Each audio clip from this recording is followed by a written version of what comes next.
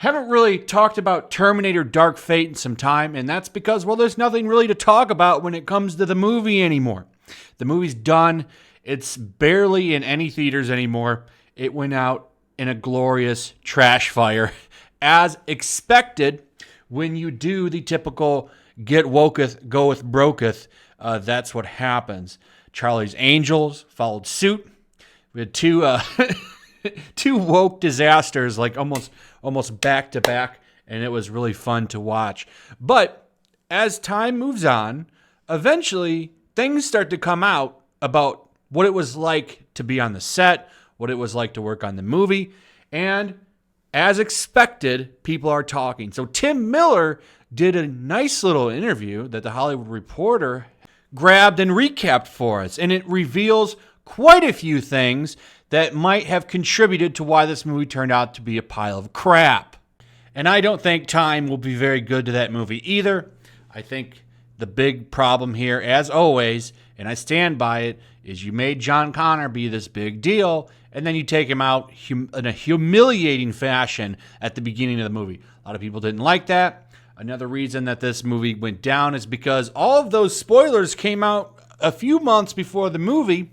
Then you launch the movie in other countries before you bring it to the bigger markets, confirming all of the spoilers, and therefore people say, well, why do I even need to go see this? Not to mention the woke narrative that didn't help it either. So there's a lot of things that contribute to this movie being a disaster. However, it turns out there was a lot of infighting as well, which is never a good thing. It means that the movie is going to have some issues because no one is seen eye to eye. Now, sometimes these can be good things. You have a stupid idea. Someone says, that's dumb, redo it, and it gets made for the better. Sometimes, though, the director and the people that are producing the movie don't see eye to eye and they fight and it causes issues. And that seems to have been the case. Tim Miller doesn't want to work with James Cameron ever again, which shouldn't be too surprising when you consider Tim Miller's history. He didn't want to work with Ryan Reynolds either. Now, I can't get too hard on Tim Miller because obviously, some directors want it to be their vision. Some play well with others, some don't. It would appear Tim Miller doesn't play very well with others. This is why he wasn't on Deadpool 2, because Ryan Reynolds wants a lot of control. He wants to be heavily a part of the process.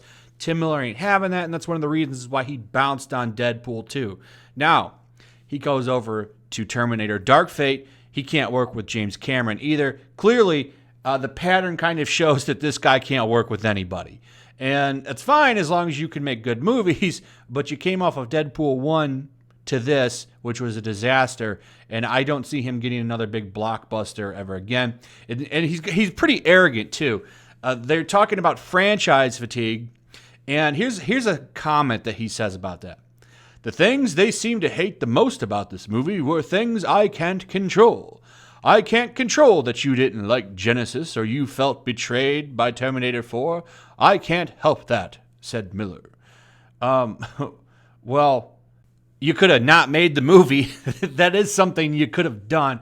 But because you're in Hollywood and Hollywood's greedy and doesn't really have anything to say, they just want to trash old franchises that had something to say. So, we got to go in there. We'll go ahead and diverse it up. We'll hit some check boxes. Tell the same story. No one will care. People do care, and they showed that when you can go see your pile of crap movie. But anyway, here's some stuff that's going on. So here's what they said. Miller also addressed a head-turning quote from producers and co-writer Cameron, who said there were many creative battles on Dark Fate. The blood is still being scrubbed off the walls from those creative battles, Cameron told reporters in October. This is a film that was forged in fire, and that's the creative process, right? Miller acknowledges that there are plenty of creative battles on Dark Fate between him, Cameron, and Skydance's David Ellison. Even though Jim is a producer and David Ellison is a producer and they technically have final cut and ultimate power, my name is still on it as director, said Miller. Even if I'm going to lose the fight, I still feel this obligation to fight because that is what the director is supposed to do. Fight for the movie. When it came time for Miller to show Cameron his director's cut, he was unsure what his producer would think. The lights come up, and there was a lot of stuff that I had cut that Jim thought was important, and scenes we'd shot that we'd had disagreements on, said Miller. But the lights come up, and Jim says we've got a movie. Miller noted that many of the disagreements came down to small lines that the director saw as poetic and beautiful, but which Cameron didn't care for. I would fight for that line because it was important to me. But does the audience really care? Probably not, said Miller. As far as Donnie Brooks go, it's not that big of a deal. So, reading through this thing, and I'll link it in the description if you want, they didn't get along. He didn't get along with people in Deadpool. He didn't get along with people in Dark Fate. I don't think the guy's going to be able to get along with anybody. And here's the thing. When you work in an industry, and this goes with any business, wherever you're going to work, you get a reputation. If you get a reputation that you can't work with people, you're going to have problems. So he's already come out of 2 movies now, butting heads with people. We'll see. We'll see if you get to work again. Usually this will follow you around.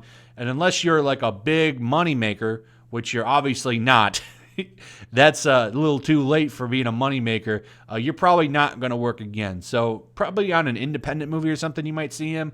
But I would say he is now added to the master list of getting woke and going broke.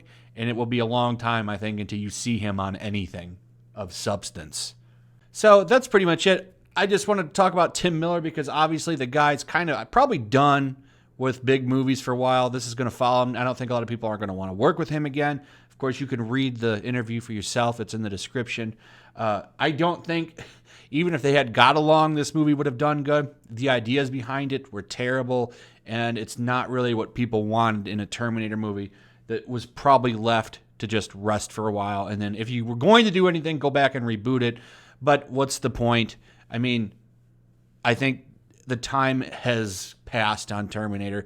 You really never needed a sequel to it. Terminator 2, I think, was a great place to just leave the franchise. And like I said, that's one of my favorite movies. It's definitely in my top 10. I love that movie. You really don't need a sequel. Sometimes movies are just best left as is. Just like Joker, I don't think Joker needs a sequel, but they're of course going to make one because it made $1 billion. Anyway, that's it. Like and subscribe. Share the video. Leave me your comments. What do you think about this headbutting? What do you think about Tim Miller? Do you think he's done? What do you think about James Cameron and him fighting? Give me your thoughts. Give me your thoughts on Dark Fate being a bomb. Let me know. Also, share the video.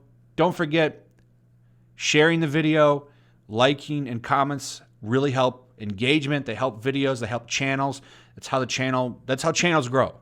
That's just the way it is on YouTube. Also, make sure you're still subscribed. That's another thing on YouTube. Double check that. And subscribe if you're new. Hit that notification bell, and I'll see you guys on the next one.